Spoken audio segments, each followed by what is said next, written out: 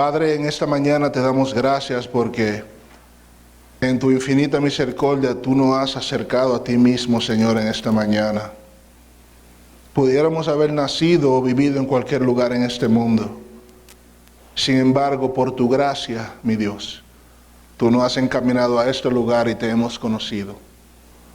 Pero no solamente te hemos conocido a ti, mi Dios, sino que milagrosamente nos encontramos entre familia. Nos encontramos dentro de tu iglesia santa, Señor. Así que esta mañana permítanos, Señor, entender tu palabra, que tu evangelio sea expuesto, que podamos entenderlo y que ella pueda edificar no solamente nuestras vidas como individuales, sino que tú puedas edificar tu iglesia, Señor, hasta el día que nos veamos cara a cara. Así que gracias, Señor, por tu palabra que ha de ser leída en esta mañana, y acompáñanos, Señor, con tu Espíritu Santo. Guíanos en toda verdad y que todo lo que se hable se conduzca estrictamente por tu palabra. En el nombre de tu Hijo Jesús te lo pedimos. Amén. Puede sentarse, mis hermanos.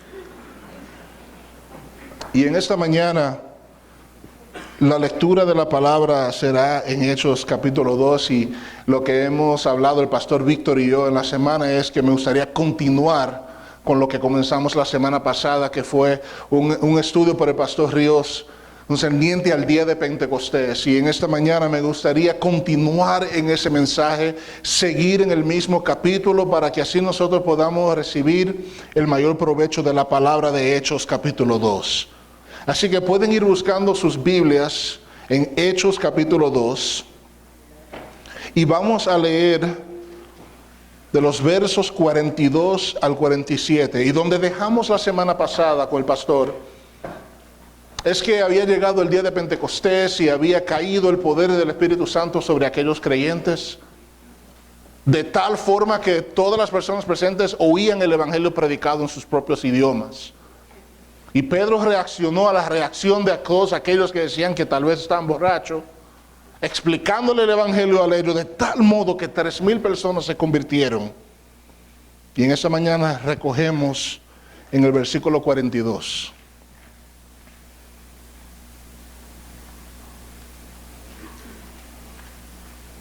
Dice la palabra del Señor de esta manera. Hechos 2, 42 al 47.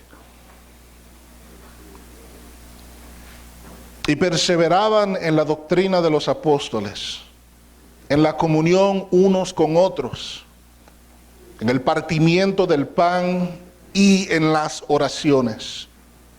Y sobrevino temor a toda persona, y muchas maravillas y señales eran hechas por los apóstoles. Todos los que habían creído estaban juntos y tenían en común todas las cosas. Y vendían sus propiedades y sus bienes y los repartían a todos según la necesidad de cada uno. Y perseverando unánimes cada día en el templo y partiendo el pan en las casas, comían juntos con alegría y sencillez de corazón, alabando a Dios y teniendo favor con todo el pueblo. Y el Señor añadía cada día a la iglesia los que habían de ser salvos. Esa es la palabra de nuestro Señor Jesús.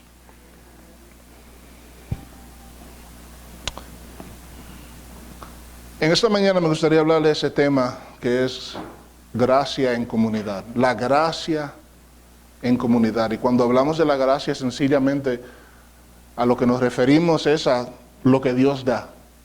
Específicamente en la palabra de Dios vemos la gracia de Dios manifestada en diferentes maneras, primordialmente en la salvación que Él nos ofrece a través de Jesús.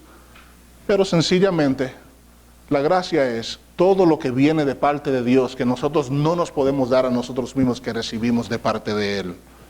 Así que en esta mañana queremos hablar qué significa los resultados del día de Pentecostés y cómo la gracia, el regalo, el don dado por el Padre en el nombre del Hijo, el Espíritu Santo dado a la iglesia, cómo esta gracia se manifiesta en la comunidad de fe. De hecho, mi posición es que cuando la experimentamos en comunidad, en la iglesia, es que podemos experimentar el efecto máximo de la palabra de Dios. Así que este mensaje es específicamente para el pueblo de Dios, es para la comunidad de fe que Dios ha traído al conocimiento de su Hijo.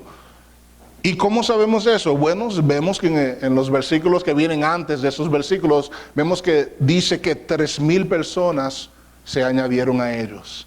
Así que sabemos que Dios está hablando a su iglesia específicamente en esta mañana. Y vamos a ver cómo la gracia del Espíritu Santo, cómo la gracia de la salvación del alma llega a una comunidad y la transforma para la gloria de Dios. El grupo de las personas que han sido llamados aquí específicamente en esos versículos, dice la palabra de Dios específicamente en el verso 41 que habían recibido la palabra predicada por Pedro. Dice que fueron bautizados y además de eso dice que se añadió aquel día como 3,000 almas. O sea, habían recibido la palabra de Dios, habían recibido el mensaje de Pedro, fueron bautizados, fueron por un proceso de cambio, de transformación, de muerte personal para vivir con Dios. Y además de eso, muy importante, y está en el verso 41, vemos que se añadieron ese día como 3,000 almas. O sea, ellos se unieron no en pensamiento, no teóricamente, no en la imaginación, no por estaré allí en espíritu.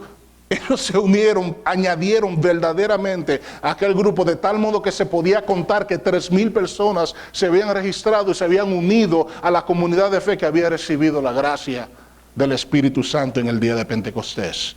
Recibieron palabra, fueron bautizados y se añadieron física y tangiblemente a la iglesia del Señor Jesús. Y a esas personas es que la palabra se está dirigiendo en esta mañana.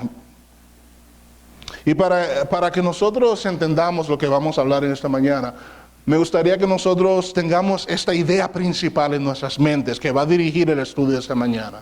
Y la idea principal es esta: la iglesia es el regalo de Dios a la humanidad para que el que haya sido llamado por Dios en Cristo pueda entrar a la familia de Dios.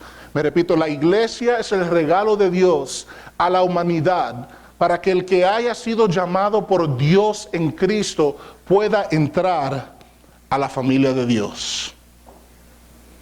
Y para poder manejar esta idea, vamos a traer 3 puntos muy sencillos. Número 1, la gracia produce dedicación. La gracia produce dedicación. En segundo lugar, la dedicación se luce de maravillas. La dedicación se luce de maravillas. Y en el tercer lugar, las maravillas no terminarán. La gracia produce dedicación, la dedicación se luce de maravilla y las maravillas no terminarán. Ahora, hablando de eso, de que la gracia produce dedicación, fíjese cómo es. La gracia produce dedicación, no la dedicación produciendo la gracia. ¿Se llevaron esa?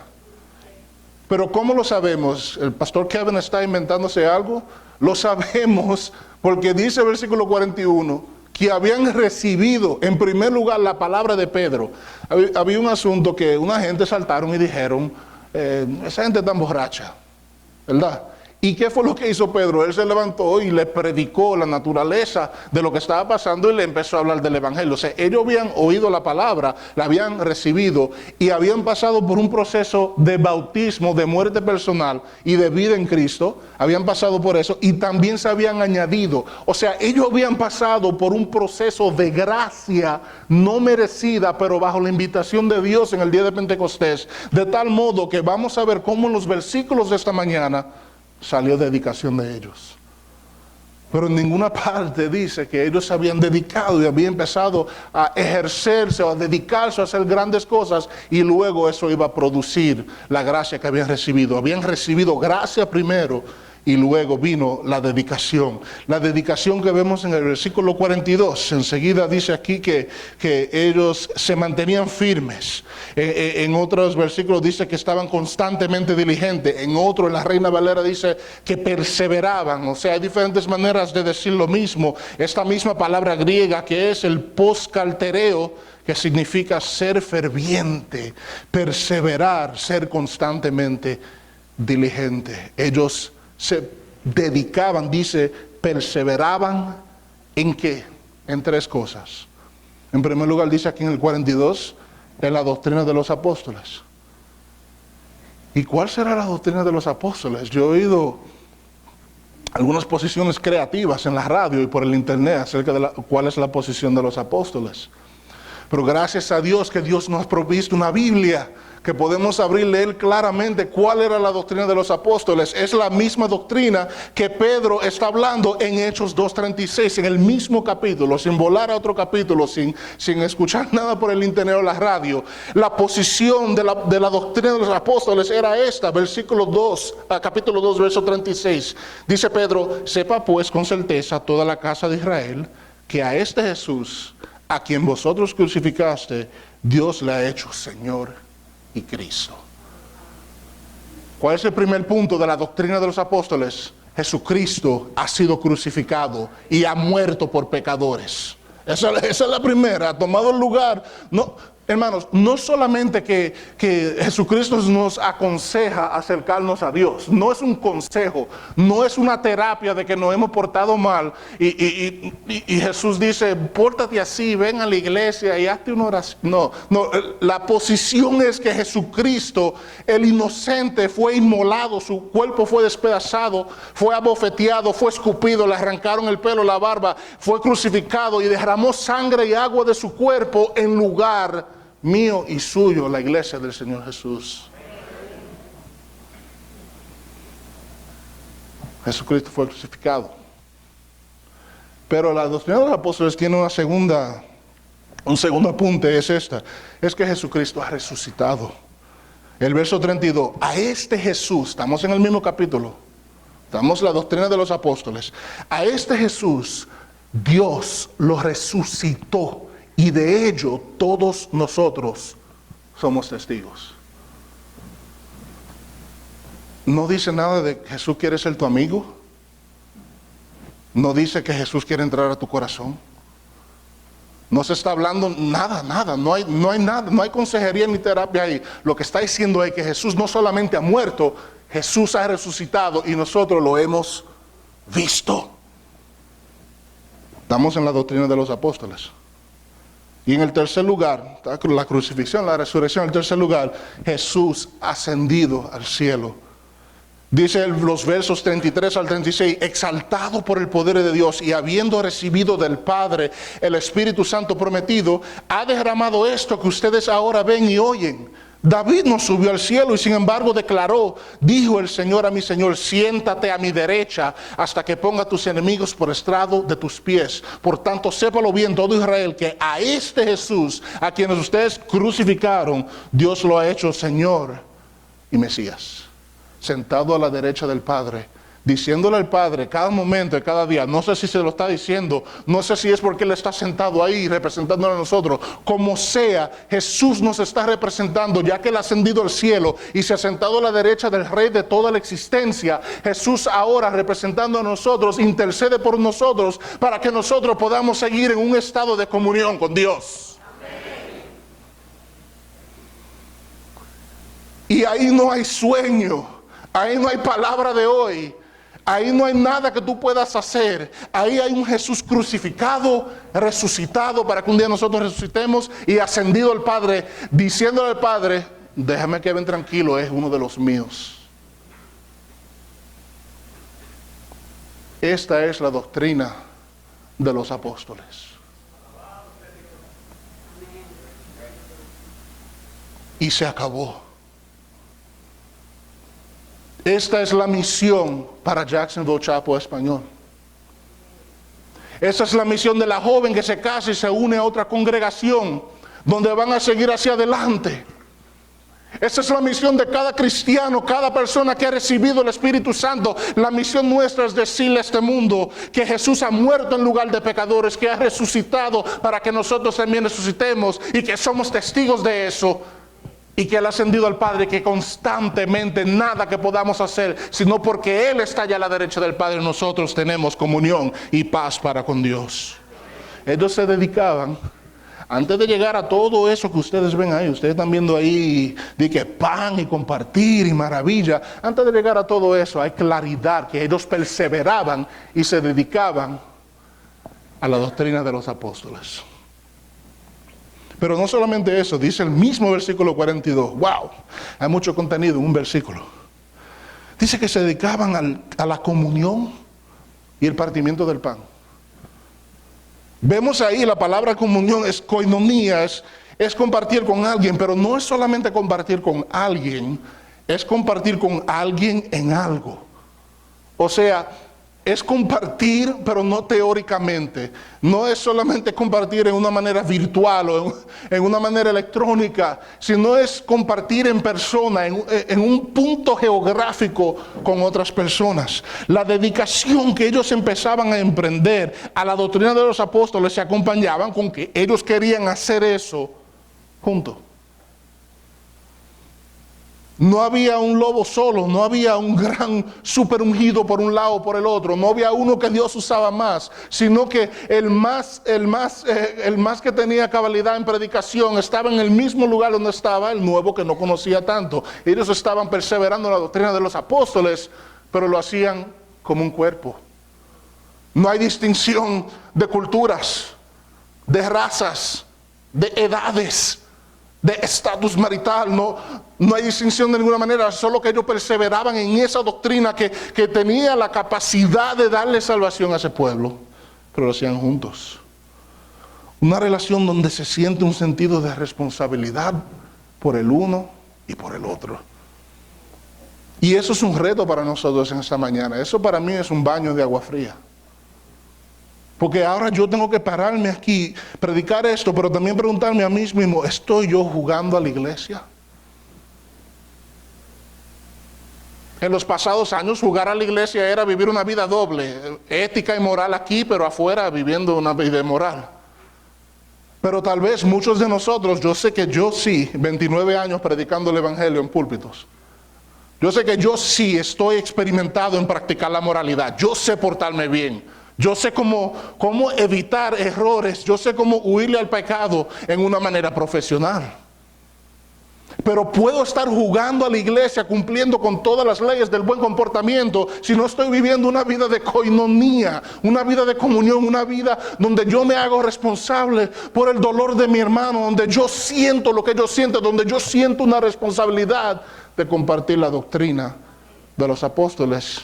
Y no solamente limpiarme y bañarme de semana en semana con la palabra de Dios y todo está bien. Ellos se dedicaban a ese tipo de comunión. Pero muy grande. Vamos a llegar a los milagros y al pan y al todo, no se preocupen. Eso es grande, dice, y a la oración. Hermano, yo he preparado el mensaje.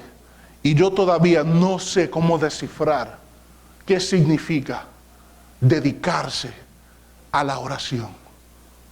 Yo sé orar. Me levanto de mi cama, abro los ojos, no espero tirarme al piso. Desde ahí estoy hablando con Dios.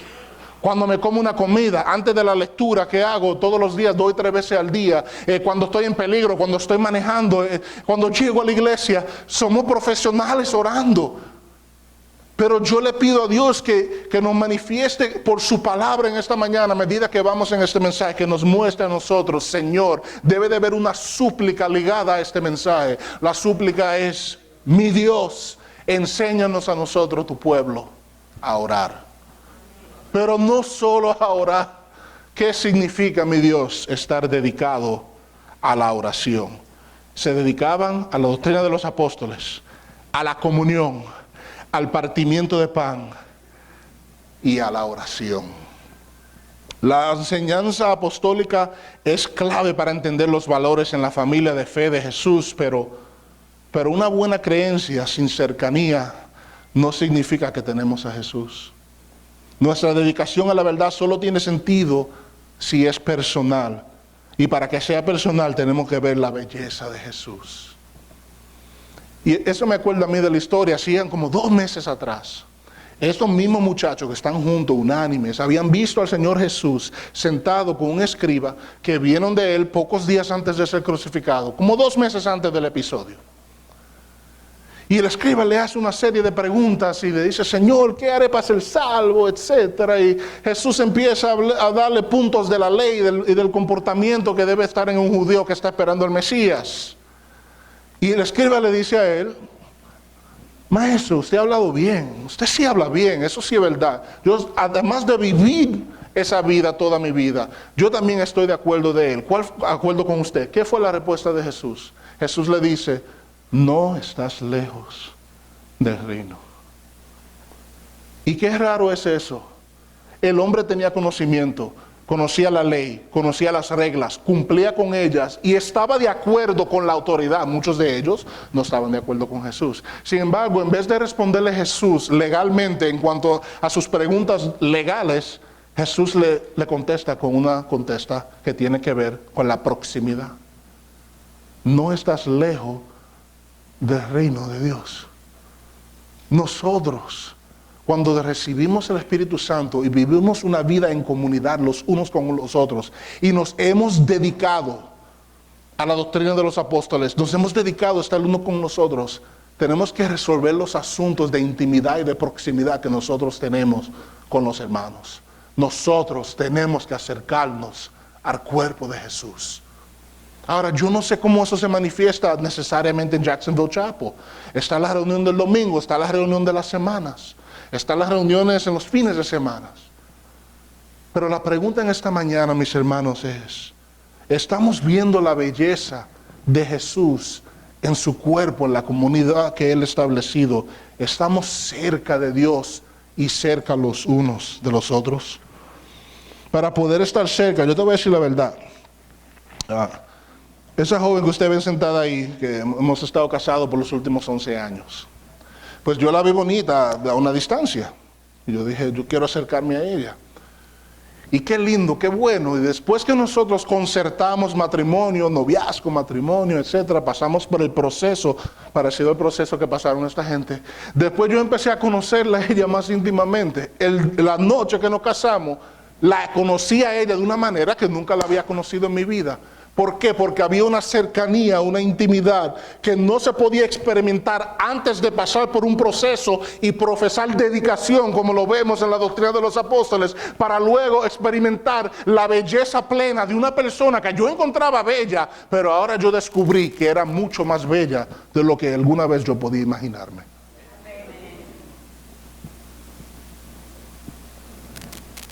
Este proceso no se puede hacer a la distancia. Uno no puede casarse a la distancia. Uno no puede convivir a la distancia. Y para tener esa cercanía que se opone a la distancia, uno tiene que encontrar la belleza en las cosas. Y eso me lleva al segundo punto, por poco se me olvida. Wow, mira todo lo que yo doblé. La dedicación se luce de maravilla, señores. La dedicación es bonita, la dedicación es atractiva. Yo sé que es importante que el espacio esté bonito, que yo esté vestido bonito, que todo se ande, que hagamos un programa para atraer personas. Eso está de moda, mis hermanos. Pero no hay nada más atractivo aquí concerniente a Hechos capítulo 2, continuando el mensaje de Pentecostés. No hay nada más bonito que una iglesia unida y dedicada al Señor Jesús. Dice el versículo 43, ¿cómo sabemos que la dedicación se luce de maravilla? ¿Cómo lo sabemos? Lo sabemos porque el versículo 43 dice eso. Dice, todos estaban asombrados por los muchos prodigios y señales que realizaban los apóstoles. Todos, cuando dice todos, ¿sabes lo que significa eso? Todo el pueblo, toda la gente. Ahí habían gente, enemigos de Dios, enemigos aférrimos, olvídate que querían cortarle la cabeza a los apóstoles, pero aún los enemigos del evangelio estaban en admiración de la belleza de una iglesia unida y dedicada al Señor. El evangelio es tan poderoso que aún a las personas que no reconcilia los deja maravillados de la gloria de Dios. Y no solamente eso, había mucha gente que tenían dudas, que eran escépticos, que no sabían, ¿esto será verdad? No sé si unirme a ese grupo. Y posiblemente usted ha llegado aquí a Jacksonville Chapel y posiblemente usted una visita o usted tiene algunas dudas de algo. La duda la duda no se interpone a que uno encuentre que Dios es bonito. que Dios es maravilloso, que la comunidad es bella. La duda puede ser una puerta abierta para que a través de las maravillas del Evangelio uno pueda acercarse al Evangelio. Invitamos a las dudas en esta mañana. Puede hablar conmigo, con uno de los ancianos, con el pastor Víctor después del culto, y pueden compartir las dudas que tienen con algunos de los líderes, los unos con los otros, de tal modo que la duda no sea algo que se interponga a que usted conozca más a Jesús. De hecho, en este caso, las dudas del pueblo los acerca más al Evangelio de Jesucristo. Pueden haber dudas, pero una cosa que no se puede negar es que habían testigos y que ellos estaban interesados en las cosas de Dios. No solamente eso, que cuando empezaron a ocurrir estas maravillas, este asombro que vemos en el versículo 43, vemos que eso le dio como un supor a la enseñanza de los apóstoles. Parece que esta doctrina de que Jesús ha sido crucificado y resucitado, parece que esa doctrina es fuerte, parece que es densa, parece que es una doctrina que no se parte como una galletita, sino que es una doctrina sólida, es una doctrina en la cual podemos edificar nuestra casa, nuestra creencia, nuestra iglesia, a la que se va a casar nuestro matrimonio. Parece que esa doctrina es más sólida de lo que nosotros podemos pensar, ya que le da apoyo a este grupo humilde que en un instante le dijeron borrachos, porque el Espíritu Santo había caído sobre ellos. Pero no solamente eso, hermanos.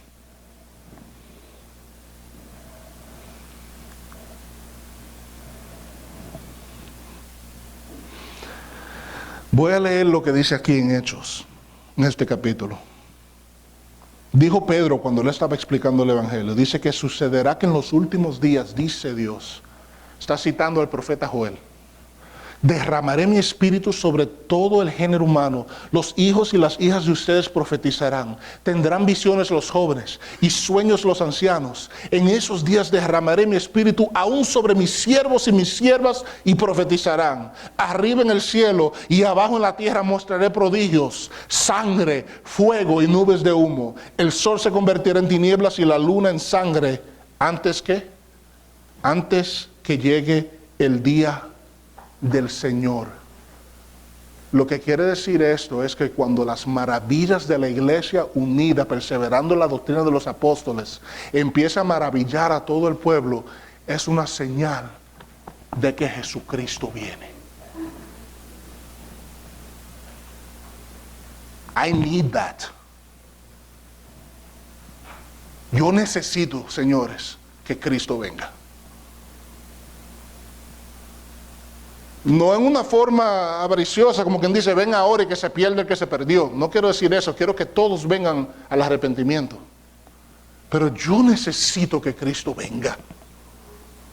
La venida primera de Jesús fue la confirmación que todo lo que creyó Abraham, Moisés, Abel, el primer justo, Josué, los profetas, los sacerdotes que dieron la sangre cuando fueron asesinados por reyes sangrientos, aquel pueblo que fue llevado a Babilonia, confirma todos los santos del Antiguo Testamento. La venida de Jesús la primera vez confirma que su fe no fue en vano. Y nosotros como iglesia necesitamos predicarle a este mundo que Jesucristo viene a establecer un orden y un reino que nunca terminará, donde la injusticia se acabará. Hechos capítulo 2, 42 al 47 significa que Cristo viene. Vamos a ver que no solamente, hermanos, no solamente es maravilloso esta unidad, sino que el impacto de Pentecostés en esa ciudad no estaba detrás de una verja en una burbuja evangélica. Este impacto no era privado. Este impacto no era personal, lo nuestro, detrás de una verja en una burbuja. Este impacto estaba ocurriendo en la ciudad de Jerusalén donde ellos estaban. El impacto de Pentecostés es para el pueblo. ¿Cómo lo sabemos? Dice que vino gran temor sobre ellos. Esta palabra egineto, un sentido sostenido de estar maravillado de que Dios está en medio de nosotros. El pueblo se dio de cuenta. ¿Tú sabes lo que significa eso, mi hermano? Eso significa que no hay ciudad tan mala donde el Señor no pueda estar. Que si Dios ha mandado a Jackson Chapo español que exista aquí, Que no hay ningún pueblo aquí que sea tan malo. No solamente el pobre que vive en cierta parte donde hay peligro y donde hay crimen, donde hay delito y estamos huyendo de eso, sino también en la zona más rica del pueblo, también se le puede llamar a unirse con el pobre en un lugar donde Dios está presente. Pentecostés no solamente me hace sentir bien y moverme de una forma o de otra. Pentecostés me une con personas diferentes a mí mismo, con diferentes creencias, pero en la doctrina de los apóstoles. No importa el color, no importa el barrio, y me anima a mí, ya que yo no tengo que inventarme otra doctrina. No tengo que hacer grandes talleres, no tengo que hacer grandes movimientos, no tengo que hacer grandes espectáculos, porque hay una doctrina tan sólida y puesta por los apóstoles que yo puedo perseverar de ella y nada más preocuparme de cómo yo puedo impactar la ciudad donde Dios me ha puesto para que más personas vengan a esta familia. Porque un día yo no estaba en ellas.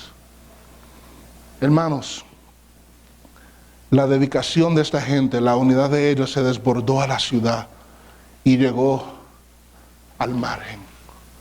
¿Usted sabe lo que es el margen? El margen es donde hay gente que no han comido en el día de hoy. El margen donde hay gente que han salido de la cárcel y como tienen una marca, ya esas personas jamás pueden tener un empleo, nada más $6 a la hora. El margen es una madre soltera que ha sido abandonado por un marido que le mintió y ahora no puede ir para ningún lado, no puede hacer nada, se encuentra entrapada porque la botan de los trabajos porque tiene que recoger los niños y está sola. El margen es donde hay una cultura que es vituperada por la cultura mayor que está encima. Dice, no, ustedes no son nadie, váyanse de aquí. Y no le dan trabajo, no le dan posición, no le dan lugar. ¿Dónde se está inventando el pastor Kevin eso? Está aquí mismo. Dice que todos los creyentes estaban juntos. ¿Y qué dice? Y tenían todo en común, no había uno que tenía necesidad. Yo tengo una pregunta a ustedes. ¿Usted le da algo a una persona que no está necesitada?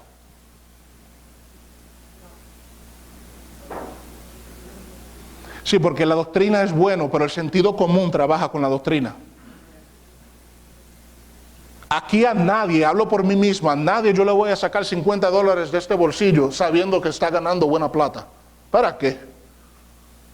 Pero si yo veo que la hermana no tiene compra en la casa y tiene 2 semanas y lo que están preparando es sándwiches de mayonesa, pues yo sí puedo sacarme $50 de bolsillo. Vaya mi hermana, compra eso, compra aquello.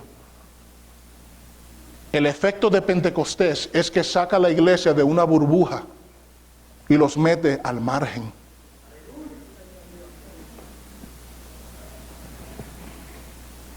Todos los creyentes estaban juntos y tenían todo en común. Hermano Kevin, y usted, eso se oye como comunismo, y yo salí de un país donde existía el comunismo. Hermano, no estamos hablando del comunismo, estamos hablando de la decencia.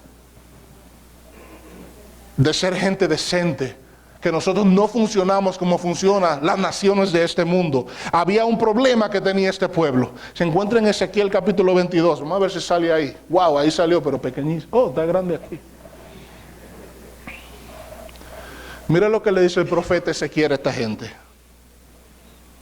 En ti se ha recibido soborno para derramar sangre. Has tomado interés. ¿Sound familiar?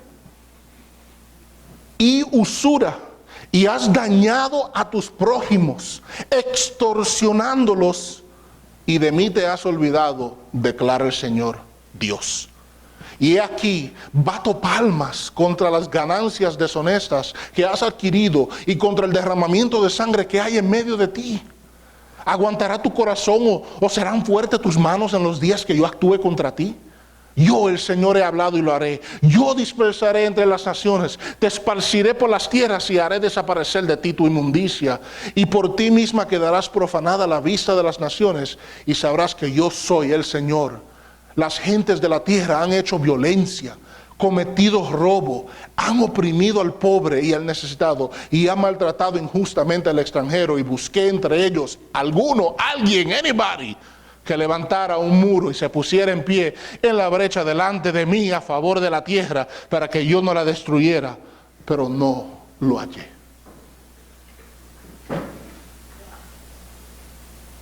Este versículo que ha sido manipulado tantas veces para que una gente sienta un llamamiento y diga, sí, yo soy el hombre de Dios, yo me paro en la brecha. Sí, Dios me está usando y con tanto poder. Pero que lo que Dios está buscando es una gente que se comporte de una manera decente y no maltrate y le falte respeto y extorsione y oprima a aquel que es necesitado. Y lo que hemos descubierto, mis hermanos, es que yo no soy capaz de hacerlo. No he encontrado hombre que es capaz de hacerlo. Pero cuando leo Hechos capítulo 2 y escucho la voz de Pedro predicándome a mí, entiendo que hubo uno que sí pudo hacerlo, que sí se paró en la brecha y dijo, yo moriré por el pecador, yo tomaré el pago, yo recibiré el golpe, yo recibiré el castigo eterno que le tocaba a esa persona en esa cruz. Ahora yo veo que hubo un hombre que sí puede cumplir con estas injusticias y pararse en la brecha y decir, hay justicia. Y lo que Él estableció cuando ese hombre ascendió al cielo a sentarse a la derecha del Padre, es una iglesia que se parara y diese frente por esos valores. Es un reto pensar que saldremos de nuestra comodidad cultural, social, económica para estar en relación íntima con nuestros semejantes. A mí lo que me gusta es mi gente. Pero la verdad fundamental de este reto maravilloso es que Dios mismo se hace cargo de lo más difícil, señores, si nos posicionamos en perseverar en lo que Él ha provisto. Hermanos, quiero decirle que Él fue al cielo, pero las maravillas no terminarán.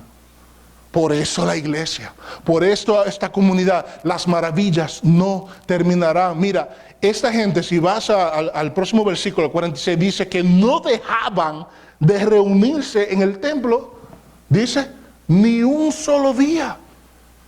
Aún disfrutando del ambiente milagroso, habían pasado milagros, había una revolución de tal modo que toda la ciudad estaba paralizada y estaban maravillados del Dios que ellos predicaban. Dice que aún disfrutando de ese ambiente milagroso, ellos no lo tomaban como pretexto para sentarse. Pero Dios está con nosotros y mira la gloria de Dios. ¿Qué dice la palabra? Que ellos insistían cada día reunirse en el templo. Ellos no se sentaban en la gloria de Dios, sino que la gloria de Dios los proyectaba a ellos a compartir la misión del Evangelio, que es salvar pecadores. Sabemos que es misión, no solamente porque ellos estaban en el templo todos los días, pero el pastor está diciendo que yo tengo que estar en Jacksonville Chapel todos los días. Eso no es lo que se está diciendo. Porque ellos no tenían necesidad de ir al templo. Jesucristo era su templo. Ellos se reunían donde Dios los enviaba. No tenían necesidad de templo. Ustedes saben por qué ellos estaban en el templo todos los días, porque ese era el templo judío y ellos estaban empeñados, a pesar de los milagros y el ambiente milagroso, estaban empeñados que esa gente sean salvos y recibieran el Evangelio del Señor Jesús. Ellos no estaban jugando iglesia en el templo todos los días. Ellos estaban en un lugar donde ellos podían predicar el Evangelio para que gente se convirtiera. Era una iglesia que estaba en misión. De casa en casa partían el pan y compartían la comida. ¿Con qué? Con alegría. Una pregunta, ¿quién necesita alegría? Alce la mano. Oh man, I need it. I need happiness.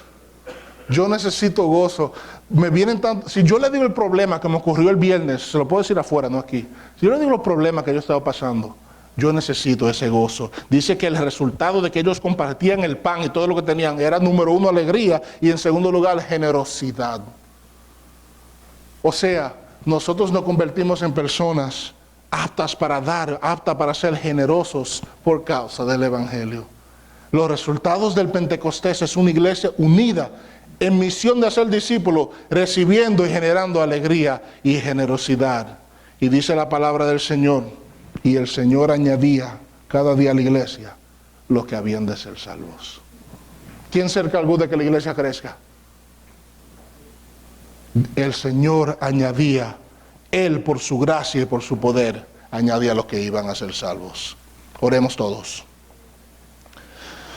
Padre, en esta mañana te damos gracias por tu amor y tu misericordia, porque tú has muerto en nuestro lugar, muriendo la muerte que nos tocaba a nosotros y viviendo la vida que no podíamos vivir. Así que te rogamos, Padre, que nos ayude a vivir conforme a esta tu palabra expuesta, Señor. Podamos perseverar en tu gracia unánimes Queremos saborear esa alegría, ese gozo. Queremos entender la generosidad del Dios que es generoso para con nosotros. Así que edifica nuestros corazones y únenos cada día más. Y prepáranos, Señor, para un día verte rostro a rostro. Gracias por este momento y gracias por tu palabra. En el nombre de Jesús. Amén.